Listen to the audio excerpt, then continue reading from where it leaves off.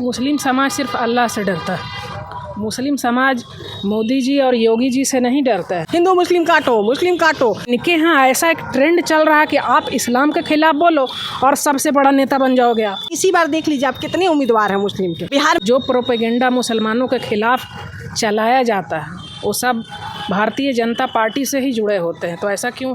जो दबा कुचला जो समाज है उनको राजनीति में आकर के अपनी बात अपने खुद ही रखना चाहिए। इसमें अभी सबसे ज़्यादा किसी को तंग किया जा रहा है केंद्र की सरकार के द्वारा, तो मुस्लिम सबसे पहले टारगेट पर है। मुस्लिम महिलाओं को हक दिए हैं और मुस्लिम पुरुषों का मॉब लिंचिंग कर रहे हैं। मेरे साथ दो खास मेहमान हैं और मुस्लिम समाज से आती हैं, आरजेडी की नेता हैं और चुनाव लड़ने की तैयारी भी कर रही हैं। ये बिहार है, इसलिए कहते हैं बिहार में लोग उड़दी चिड़िया को हल्दी लगाते हैं। देश भर में भले बीजेपी ने सांप्रदायिकता कर लिया हो, हिंदू मुस्लिम कर लिया हो, लेकिन बिहार वो धरती है जहाँ आज भी भाईचारा है और यहाँ मुस्लिम महिलाएं दमखम से बीजेपी के खिलाफ बिगुल फूंक रही है। ज़्यादातर मुस्लिम महिलाएं नेता जो हैं वो कांग्रेस में है, आरजेडी में है। उनसे समझेंगे कि इसकी वजह क्या है। क्या नाम है मैम? नीलम प्रवीण, राष्ट्रीय सचिव अल्पसंख्यक प्रकोष्ठ राष्ट्रीय जनता दल। कितने साल से काम कर रहे हैं? हम तो राष्ट्रीय जनता दल में तकरीबन 10 साल से काम कर रहे हैं। 10 साल हो गए। जी। कहाँ से दावा कर रही हैं, पेश कर रही हैं चुनाव उम्मीदवारी कहाँ से पेश कर रही हैं? गोविंदपुर विधानसभा, गोविंदपुर, नवादा डिस्ट्रिक्ट। तो उम्मीद है टिकट मिलेगी? देखिए, पार्टी के आला कमान का निर्णय, जो निर्णय होगा स्वागत योग होगा जी। तो मतलब कैसे राजनीति में कैसे आना होगा?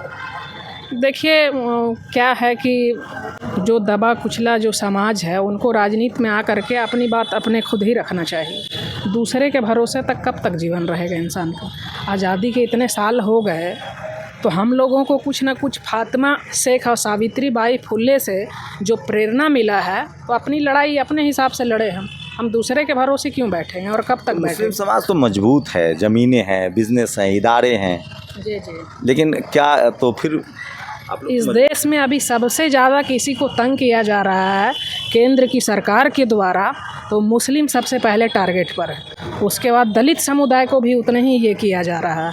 तो अपना आवाज़ खुद उठाना चाहिए। बहुत सारा मुस्लिम इदारे क्या, यहाँ हम लोगों की सरकार ही थी, मुग़ल साम्राज्य था यहाँ। अब किसी कारणवश वो चला गया तो अब ये जो बैठे हैं इनको लग रहा है हमारी ही सब कुछ है, और ऐसा कुछ है भी नहीं। जितने बड़े बड़े चिन्ह हैं यहाँ, ताजमहल से लेके कुतुब मीनार और इंडिया गेट, वो किसने बनवाया? तो मोदी जी तो कह रहे हैं कि हम मुस्लिम महिलाओं को हक दिए हैं, ट्रिपल तलाक से बचा दिए हैं। मुस्लिम महिलाओं को हक दिए हैं और मुस्लिम पुरुषों का मॉब लिंचिंग कर रहे हैं। कौन कर रहा है? इनके पार्टी के जो समर्थक हैं वो लोग करते हैं, और इनके पार्टी के नेताओं के द्वारा मिठाई खिला करके और उनको फूल माला दे करके उनका पार्टी में प्रमोशन किया जाता है, विधायक का चुनाव लड़ाया जाता है। इनके यहाँ ऐसा एक ट्रेंड चल रहा है कि आप इस्लाम के खिलाफ बोलो और सबसे बड़ा नेता बन जाओगे आप। इस्लाम के मतलब धर्म के खिलाफ बोलो? धर्म के खिलाफ बोलो, इस्लाम के खिलाफ बोलो। वो तो चादर भी चढ़ाते हैं, जाके अरब में गले भी मिलते हैं। देखिए, चादर लगता है देखा, टीवी नहीं देखती हैं क्या? नहीं, टीवी देखते हैं, चादर चढ़ाते हैं। उनके पार्टी में 2-4 जो मुस्लिम नेता है उनको खुश करने के लिए, जैसे वो पिच होता ना क्रिकेट का, तो 1-2 लोगों को रखते हैं वो खाना पूर्ति करने के लिए कि बैट बॉल हम जब खेलेंगे तो कोई जा करके हमारा बॉल को लाएगा, नाले से निकाले, नाली से निकाले। आपका क्या नाम है मैम? मेरा नाम आबगीना खान हुआ। आपको मोदी जी तो महिलाओं को हक दे दिए हैं, ट्रिपल तक कह रहे हैं कि हम मुस्लिम महिलाओं को हमने सोशलिस्ट सबसे ज़्यादा अपलिफ्ट कर दिया। आप मुस्लिम, आप एक चीज़ बताइए, आप होते कौन है पहले किसी के धार्मिक छेड़छाड़ करने के लिए? किसी का धार्मिक, हर किसी का एक आस्था होता है, एक धर्म से जुड़ा होता है। आप किसी के धर्म में छेड़छाड़ नहीं कर सकते हैं। You have no right. आपने जो डिसीजन दिया ये गलत है, पहली बात। और दूसरी बात कि ये एक सिर्फ दिखावा है। अगर ऐसा ही है तो आप कोई मुस्लिम प्रधानमंत्री बना दीजिए, मुस्लिम सीएम बना दीजिए, कोई मुस्लिम अध्यक्ष बना दीजिए। ये तो करते नहीं है तो मुस्लिम सीएम जम्मू कश्मीर में, जम्मू कश्मीर तो वो तो एक्सेप्शनल है। वो तो जम्मू कश्मीर वहाँ की सारी मतलब आबादी ही मुस्लिम की है, तो आप नॉन मुस्लिम को वहाँ बनाते नहीं हैं, नॉन मुस्लिम को बनाएंगे नहीं। लेकिन आप क्या करेंगे? बस मुस्लिमों पे कटाक्ष करेंगे और मुस्लिमों पे राजनीति करेंगे, और लेकिन किसी भी मुस्लिम को कोई पद नहीं देंगे। अभी इसी बार देख लीजिए आप कितने उम्मीदवार हैं मुस्लिम के।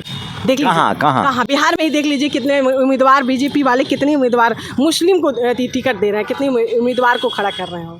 सिर्फ ये राजनीति है बस, और कुछ नहीं। इनके पास कोई मुद्दा होता नहीं है, इन्होंने कोई काम किया नहीं, रोजगार दिया नहीं, कुछ देश दुनिया में डंका बज रहा है मोदी जी का, आप कह रहे रोजगार। ये सुनिए, गोदी मीडिया का ये है, कुछ डंका नहीं बज रहा है, हर कोई तू तू ही करता है। और जहाँ तक आप बात बोले हैं कि ये जाते हैं सऊदी अरब में, वहाँ के जो किंग हैं उनसे रात बिरयानी खाते हैं, पाकिस्तान जाते हैं वहाँ के लोगों से खाते थे, यही तो बात है।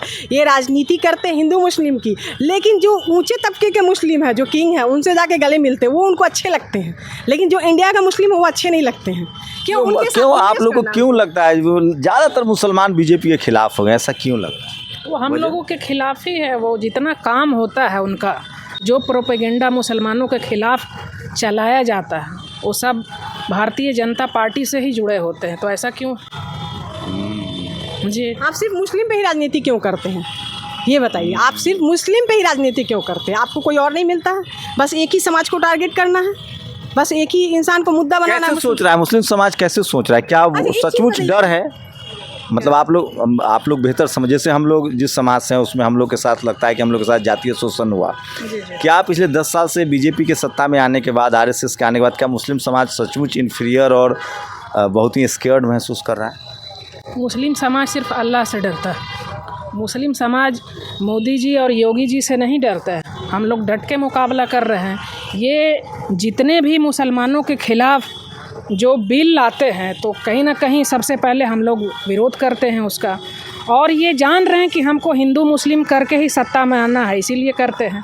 देश की विकास की बात नहीं करते हैं। एक चीज़ बताइए, जो है संविधान की शपथ लेकर के जाते हैं और यहाँ एक वर्ग को टारगेट करके और बड़े वर्ग का वोट लेने के लिए ये सब काम कर रहे हैं।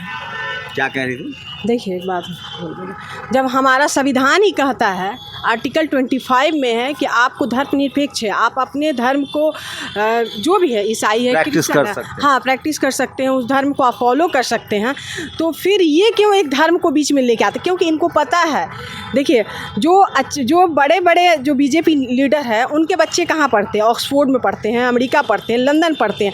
लेकिन यहाँ के जो गरीब तबके, मिडिल क्लास के जो हिंदू हैं, वो पढ़ते भी नहीं हैं। उनको सिर्फ फॉलो कर देता है, बस हिंदू मुस्लिम काटो, बस ये करके उन लोगों का ब्रेन वॉश होता है। और वो लोग इतने नासमझ हैं कि उन लोगों को इतना सोचना चाहिए कि उनके बच्चे क्यों नहीं आते हैं। लेकिन बीजेपी वाला तो कह रहा है कि मुस्लिम समाज के लोग जो हैं वो शांति प्रिय नहीं होते हैं, वही पत्थरबाजी करते हैं, ये बीजेपी कहती है। बताइए, अभी हम कल न्यूज़ देख रहे थे, कल का ही न्यूज़ देख रहे थे, ये जो बजरंग दल वाला ये लोग निकाला था जो नवरात्रि का, तो मस्जिद के सामने ये लोग जाते हैं तो डीजे जोर से बजा देते हैं, पत्थरबाजी करते हैं। और ये देखिए, अब जब किसी को हम एक थप्पड़ मारेंगे तो 10 थप्पड़ मारेंगे तो अगला आदमी कमजोर भी रहेगा तो एक थप्पड़ जरूर मारेगा, उसको गुस्सा तो आएगा। इमरान हैदर आरजेडी के युवा नेता थे, जेल में है। गुलफिसा फातमी आप लोग सुने होंगे, उमर खालिद को लेकर, इसको लेकर है यहाँ मुस्लिम समाज में अवेयरनेस है, चुनावी मुद्दा है जी, उन लोगों की रिहाई बिल्कुल है। देखिए, इन लोगों का मामला एनआरसी और सीए के वक्त इन लोगों को अरेस्ट करके और कानूनी प्रक्रिया में है अभी। और आप जान ही रहे हैं कि कानूनी प्रक्रिया में भी इसमें एक बात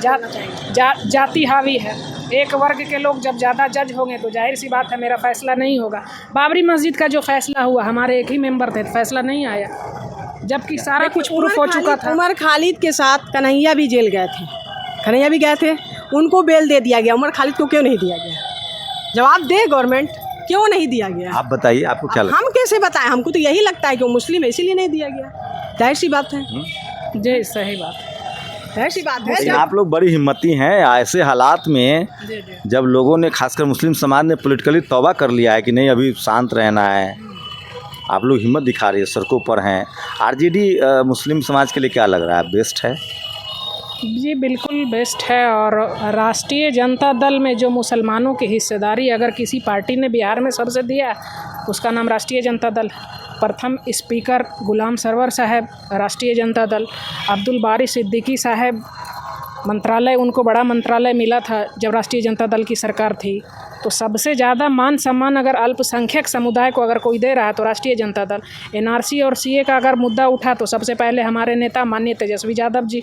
और भी मुसलमानों के खिलाफ जो वहाँ सदन में बिल पास होता है तो इस देश में उस नेता का नाम है तेजस्वी जी सबसे पहले हम लोगों के लिए खड़ा होते। तो जाहिर सी बात है पूरा मुस्लिम समुदाय एकजुट होकर के, और हम लोग ने इफ्तार पार्टी में ये साबित कर दिया।